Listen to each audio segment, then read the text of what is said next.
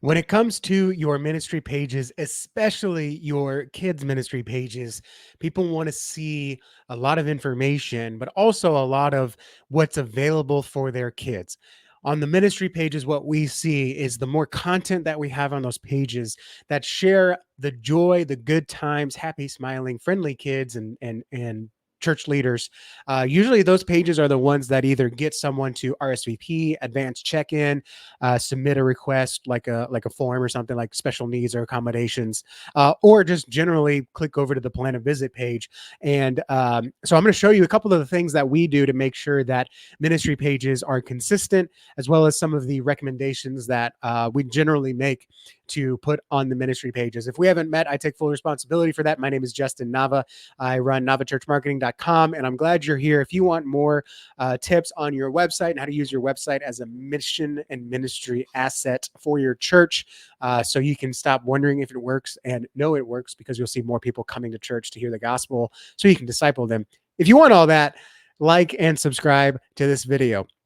I'm going to show you two ministry pages here. I'm going to show you the kids page because that's the one we typically see the most traffic to. You might also see it for the youth page. You might also see it for the missions page sometimes if it's a lower income area.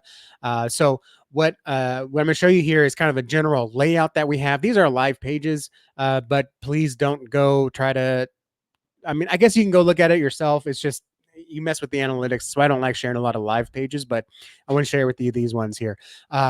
So of course, make it very simple in the title. Don't be kitschy. Don't be cheesy. Don't call it glorious soldiers. Right? No one knows what that is. Just call it kids ministry, or in this case, call it children's and youth. Always recommend a welcome statement. If you can do this as a video converts better. People will sit on the page and watch a video. That increases the engagement time. That helps Google know that your website is working. If you don't have a video, just do a statement. Show pictures of the kids doing life. Okay. I can't stress this enough, right? Like, don't just put a blank page up that says, hey, we meet on Sunday mornings at 9:30. Show pictures of the kids doing lives and the adults around them. They don't have to be perfect. These are not perfect pictures.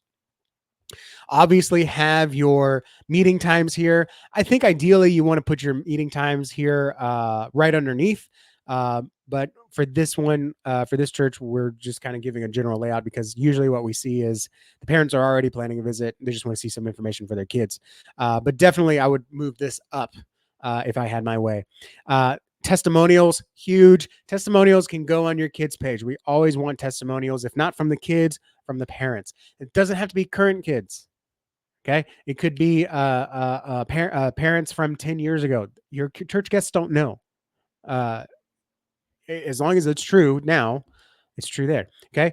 You could have some information about your young adult pastor or your kids pastor, or whoever the ministry leader is, and then some FAQs. And then, of course, we always end it with a form.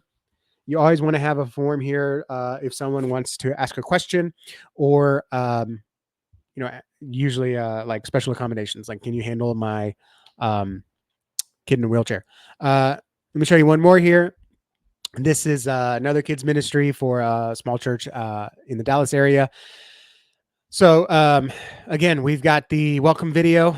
This is beautiful, by the way. They filmed it for the website, and it's just gorgeous. Information. We got a written welcome. We got the service times.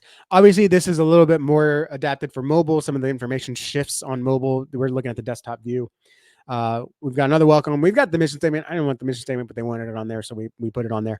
And then again, testimonials. Your kids page especially should have testimonials. I'll tell you right now, these kids are in middle school now. That's how tight we keep this website. We haven't updated it in several years, the design. But I can tell you right now that this church, these testimonials are as true as they were in 2019 or whenever we built the site. More pictures. And then of course we got the request to call back. Okay. Have a question or need special accommodations.